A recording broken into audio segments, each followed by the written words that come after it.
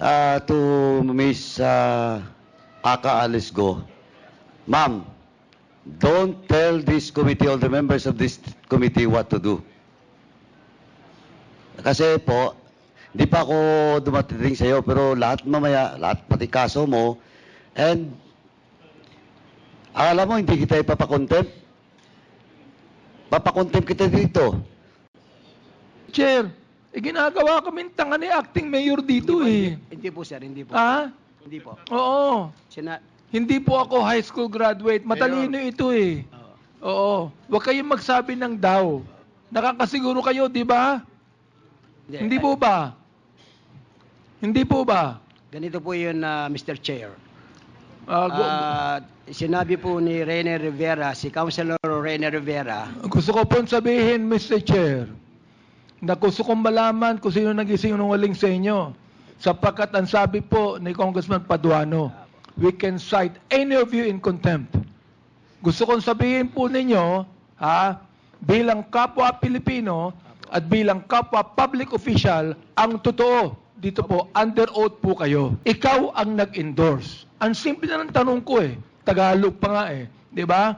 Therefore, kung hindi ka nag-endorse, in-endorse, sabi ni acting mayor, ikaw ang nag-endorse, sinungaling yung acting mayor. Your Honor, hindi po ako nag-endorse. Teka. Huwag mong babaguhin tong... Ano ba naman? Sabihin mo lang yes or no. Yes or no lang, ba't papahabain mo pa na hindi ka nag-endorse? Uulitin ko ang tanong ko para kang yung sa budget hearing ng DepEd Ulitin ko ang tanong ko ang sabi ng acting mayor, ikaw ang nag-endorse. Ang sabi mo, hindi ka nag-endorse. Sino nag-isinungaling? Ikaw o siya? Your Honor, hindi po ako nagsisinungaling. Hindi. Therefore, siya nag-isinungaling. I think better I think Your Honor better tanungin po natin siya. Dito. Hindi po. Mr. Chair. Point of order, Mr. Chair. What is the point of order? Can we remind the resource person that when a member of this Congress is speaking, he should keep her or his mouth shut? Okay, sa lahat ng resource persons, you are reminded that bago po kayo magsalita, hintayin niyong i-recognize kayo ng chair. Okay? Chairman. Maliwanag po yan. Yes, Congressman. Reminder, Mr. Chairman, to Miss Aka Alisgo, ma'am, don't tell this committee, all the members of this committee what to do. Kasi po, di pa ako dumating sa iyo, pero lahat mamaya, lahat pati kaso mo, and akala mo hindi kita ipapakontempt? Papakontempt kita dito. Ayusin mo yung pagsagot. Now, Mr. Chairman. Mr. Chair, ginagawa kaming tanga ni acting mayor dito eh. Hindi po, sir. Hindi po. Ha? Hindi po. Oo. Hindi po ako high school graduate. Matalino ito eh. Oo. Huwag kayong magsabi ng daw. Nakakasiguro kayo, di ba? Hindi po ba? Hindi po ba? Ganito po yun, Mr. Chair. Sinabi po ni Rene Rivera, si Councilor Rene Rivera, gusto ko pong sabihin, Mr. Chair, na gusto kong malaman kung sino nag-isinungaling sa inyo. Sapagkat ang sabi po ni Congressman Paduano, we can cite any of you in contempt. Gusto kong sabihin po ninyo, bilang kapwa Pilipino at bilang kapwa public official, ang totoo, dito po, under oath po kayo. Opo. Oo. Sige po, yun Mr. Chair. Please proceed and then later we will recognize Congressman Franz. Okay. Ang binabanggit mo, Ms. Koo, kayo ay Pilipina. Pero bakit sa lahat ng nakita kong korporasyon, kung saan kayo ay kasama, puro mga Chinese ang kasama nyo? Bakit po? Wala ba kayong tiwala sa Pilipino? May Filipino naman po kasama po, Your Honor. Puro Chinese yung kasama mo ron eh. May Pilipino ron sa korporasyon sapagkat kailangan may 60% na take ang mga Pilipino ron sa korporasyon. Pero nakikita ko, puro Chinese ang kasama mo. Bakit? Wala ka bang tiwala sa Pilipino? Malaki po tiwala ko po sa Filipino. May mga Filipino naman po na kasama po sa corporation po. Wala, kinakailangan makita mo uli. Nakikita ko puro mga may iksi ang apelyido eh. Kayo naman, no? Magaling kayong magsanungaling. Ito po bang nasa China Bank na ito? Ano yung figure dito? Pirma nyo to? Pirma nyo po ba ito? Sa China Bank. Ito ba'y pirma nyo? Secretariat, can you please show the document? And kindly wrap up, Congressman Abante. Thank you. Importante lang po ito. Ito.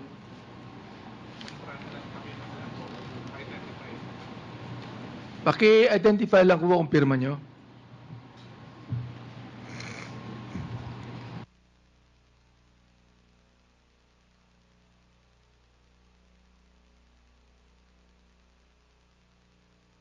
Huwag nyo nang tanongin ng abogado nyo. Sabihin nyo lang kung pirma nyo. Your Honor, regarding po kasi sa bank transactions po, since I have unblocked cases po, I invoke my right against self-incrimination po. Hindi. Pirma lang ang tinatanong ko eh. Kasama ba yon sa kaso mo? Your Yung pirma? Honor, Yung pirma? meron po kasing bank documents po and meron po kasi akong unblocked cases po. Okay. Itong next, pirma mo ba to? Itong cheque dito, paki-show nga kung pirma niya. Sabihin nyo lang pirma nyo eh. Oo. Kung pirma nyo lang.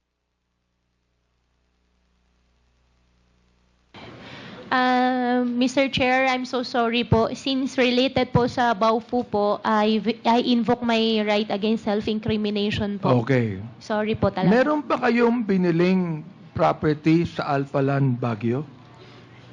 Your 2021. Honor, wala po. 2021.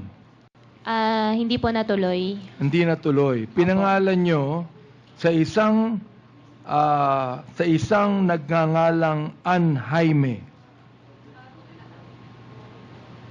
Totoo hindi? Hindi po natuloy. Hindi, totoo ba hindi na pinangalan mo sa isang nagngangalang Ann Jaime? Whether Hindi natuloy o hindi, pero pinangalan mo sa nagngangalang Ann Jaime. Hindi po. Pagkatapos po niyan, the Alphaland Management agreed to have the property of Alice Goo transferred from her name to the corporation. Yung pang ginawa nyo. Inaprubahan po ito ng chairman, ng assistant vice chairman. Your Honor, ano pong corporation po? Hindi, sa'yo. Property mo eh. Opo, pero ano pong corporation po? Alphaland. Opo, pero from, ano pong name po, Your Honor?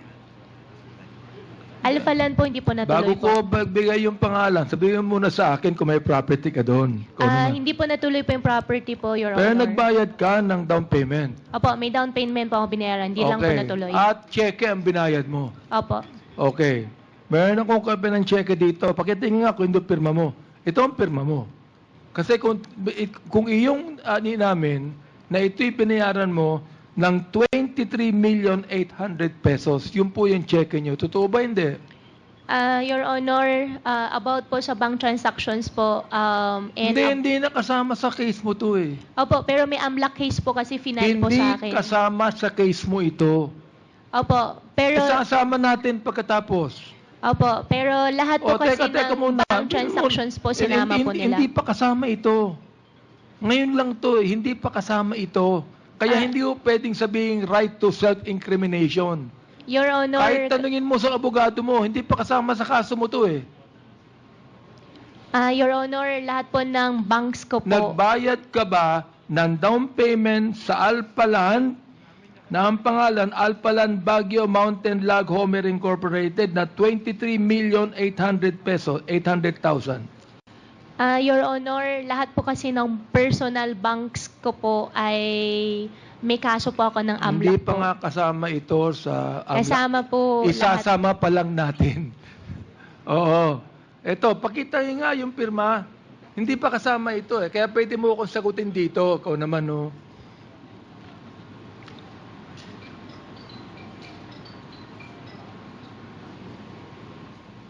Your Honor, yung lahat po kasi ng banks po, sinama po ng AMLAC. Kaya I invoke my right against self-incrimination Your Honor, po. andyan ba yung AMLAC? I would like to find out, Mr. Chair, kasama ba itong kanyang down payment sa Alpha Land Baguio Mountain na 23,800,000? Is this included in your AMLA investigation and cases that you have filed against Miss Alice Goo? Is this included? Not yet.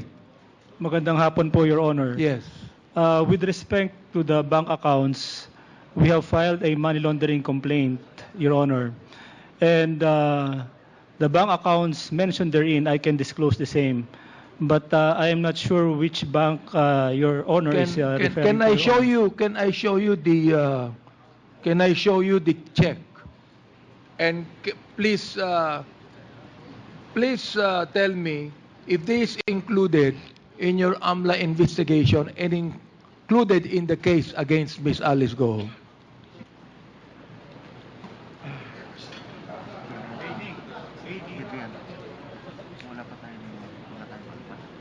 Hindi, baka yung bank account eh. Kasi meron tayong bank account na certain transaction. BDO 803. Before the, let me acknowledge the presence of Congressman Roberto Pingping Uy 10 from, and Congressman Lordan Suan. Hindi, pero yung account number kasama.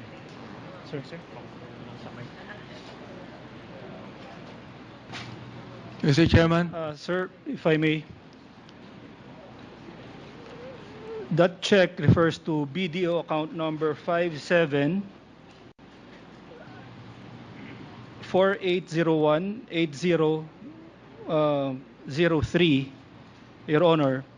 And we have filed a money laundering complaint against Miss Alice Goo, but the money laundering complaint pertains to the payment to the Tarelco, Your Honor. Yeah, but this, As regards therefore, this is not included. not yet, Your Honor. Okay, yon. Hindi pa included eh.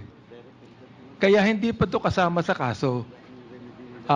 And I would like to refer this now to AMLAC na isama kasi gusto ni Miss Alice Goo isama eh. Okay? Ito ba, ang tinatanong ko, ito ba'y pirma nyo? Pirma nyo ba ito? Your Honor, Sinabi mo na ito cheque mo. Sinabi mo na ikaw nagbayad ng down payment. Ito, nakalagay yung cheque, Alice Leal Goo, BDO, Tarlac Concepcion Branch. Your Honor, can I consult my lawyer po? Thank you po. Oh. Sorry. Sige.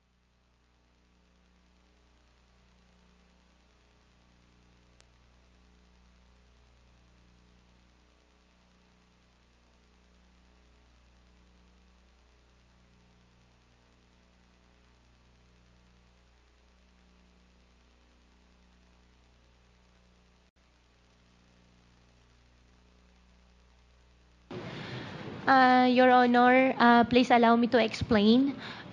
Since isasama nyo na nga daw po siya Hindi kaso, pa nga kasama. Ikaw Opo. naman, no? Kaya Opo. tinatanong kita ngayon. Tinatanong kita ngayon, hindi pa kasama eh. Hindi pa kasama. Tinatanong ko lang sa'yo kung ito ay pirma mo. Yun lang. Opo, Your Honor. Ang explain po sa akin ng lawyer, ang right ko daw po ay I have right to refuse to answer po dahil pagka sinama na daw po yan, sa susunod po, it might incriminate myself po. Well, ibig sabihin, well, anyway, Mr. Chair, kahit na hindi identify, sinabi na naman dito na cheque niya ito eh. Sinabi niya, nakalagay po Alice Leal Goo. Sinabi niya to, na cheque mo to at binayad mo ito. So, right now, Mr. Chair, I would like the AMLAC to get this evidence and to include this in your investigation and the charges filed against Ms. Alice Goo. Mr. Chair. AMLAC? Yes, sir, we'll do po. We'll include that in our investigation, and that is highly appreciated, sir. And please also find out if the transaction between Alpha Land has been actually finished, no? I've been fulfilled, Mr. Chair. Yes, Your Honor, we will look into whether that contract has been consummated, Your Honor. Isa lang pong tanong, Mr. Chair. Ilang beses kayong nagkita at nagkausap ni Miss Cassandra Ong, Miss Alice? Your Honor, hindi ko po maalala yung exact number po kung ilang beses po kami nagkita po. 3 beses ba? 4 na more beses? than naman po. More than. Opo, more 3, than naman. 4 na beses. More than 3, 4. More than 3 to 4 times. Nakita kayo at nagkausap. Opo. Okay. Nabanggit mo, Miss Cassie, na nakita kayo unang-una sa Malaysia at di pa kayo nakikita kahit kailan. Mr. Chair, wala po akong binabanggit na gano'n. Ang sabi ko po noong time na yon is nagkita po kami sa Malaysia. Nabanggit mo din na hindi mo masyadong kilala si Miss Alice Goo. Ang sabi ko po is kakilala ko po pero hindi ko po ka-close po, Mr. Chair. Okay. Kakilala mo pero hindi mo ka-close. Opo. Pero nakita kayo more than 4 times. Yes Pero po. hindi kayo close. Miss Goo, kayo po ba'y nagpunta ng Malaysia, dumaan kayo sa regular na flight? Your Honor, regarding that question po, I invoke my right against self-incrimination sa final po ng immigration po. Sorry po talaga. So, nag-file na ng immigration sa inyo. Opo. So, hindi mo pwedeng sabihin sa amin kung ikayo ay sumakay sa eroplano o nagbangka kayo puntang Malaysia. I invoke Tulad my ng ginawa right ni po. Sheila. I invoke my right against self-incrimination. Okay, nagkita po kayo ni Cassie doon sa Singapore, correct? Malaysia po. Sa Singapore, hindi na. Singapore, kung di pa ako nagkakamali, once. So, nakita po kayo sa Singapore, correct? Once po. Once. Noong sa Singapore, ay kasama niyo si Sheila, si Wesley, at si Cassie, at yung siyang nag-arrange ng hotel para sa inyo. Yung Zhang po, hindi ko po nakita po. Okay. Now, sinabi ni Kayo sa akin na wala kayong pinag-usapan. Hindi ba kayo nag-meeting doon sa Singapore? Nakakapagtaka naman na nakita kayo ron, hindi kayo nag-meeting. Hindi Anyway, po, Mr. Chair, yun lang po ang aking tatanong. Maraming salamat po. Thank you, Congressman Abante. The next to interpret, before that, Congressman Pumaren, would you like to say Yes, something? Please make it short. yes, short lang in connection with the question of Honorable Abante kay Acting Mayor. Saan ba si Acting Mayor? Yes. So,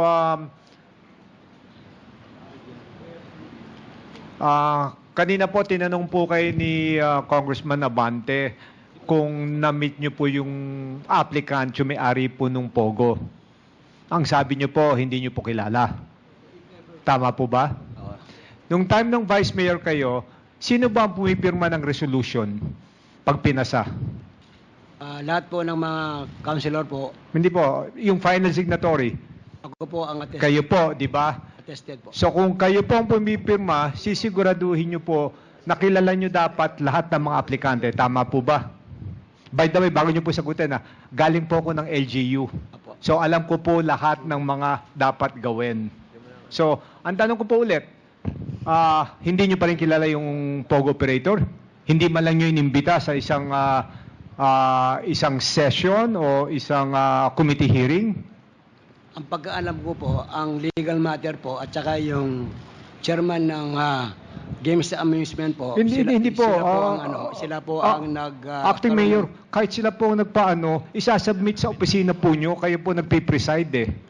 Hindi naman yung po ipapakalendar yun, hindi rin nyo po itatakil yan kung hindi po kumpleto ang papel. Tama po ba yun? Yes, Your Honor po. Ang po kasi nagpakalendar, si Councilor Rene Rivera po sa Sangguniang Bayan, Secretary po. Hindi po tama po yung kahit nakakalendar. Kahit naka-agenda po yan, titignan nyo po yung papel. Kumpleto ba mga requirements nito? Sino ba may-ari nito? Tama po ba to? Tama po ba yun? Kasi ako po lang ang nag-a-approve Hindi. based on the approval po ng Sangguniang Bayan. Hindi. At alam ko po yun. Mr. Presiding Officer, ang Vice Mayor ang pipirma. Bago po itawagin yung proponent niyan para magdepensa, titignan niyo po kung lahat po na requirements nandoon. Kung wala po, hindi kumpleto po yung requirements, pwede niyo sabihin, hindi pwedeng i-discuss yan. Dito may makasama ko mga congressmen, puro galing pong LGU yun, tama po ba? And also, the mere fact na in-endorse ni Gua Hauping yung pogo na yan, ano ibig sabihin niyon? Siya may-ari dahil pumapayag na kayo? Yun lang naman, wag lang po kasi Mr. Presiding Officer. Kasi hindi mo dapat aprubahan yun, hindi nyo pwedeng i-discuss sa floor yan. Kahit in-endorse ng kahit sinong majority floor leader yan o konsihal, na without all the documents na prinisend sa inyo. Kasi po, nagmamadali po yung mga... So, parang VIP tong anong to. Parang so special. Pag hindi ba nyo na-aprobahan to nung araw na yun, titigil ang buhay sa Bamban at kailangan nyo madaliin kahit walang dokumento? Ang sabi po ni Honorable Rene Rivera, Committee on Legal Matter po, nagmamadali daw po itong kumpanya nito para mabigyan po ng lono. The more nga dapat yung chinek yung papeles, bakit nagmamadali? Tsaka pangalawa po, sino po bang mataas? Konsihal po o Vice Mayor? Vice Mayor po. Vice Mayor. So nakinig po kayo sa konsihal na kailangan itakal to, nagmamadali. Without all the right documents. Actually po, nasa ombudsman na po yung kaso na nagkaroon po kami ng suspension po ng 3 months. Kaya nga ba. Well anyway, last na lang Mr. So in essence, kaya nyo minadali yan dahil sinabi po ng konsihal ng Rivera na kailangan minamadali. And then kanina sinabi niyo po may endorsement po galing kay Gao Hauping. Tama po ba? Ang ano po kasi, kinausap po ni Mayor Alice Goo si Honorable Rene Rivera para po i-agenda po itong sungwang technology. So this must be a very special resolution for the mayor, for the councilor, to pressure the vice mayor to discuss it na kagad sa session. So yun lang po, Mr. Chairman.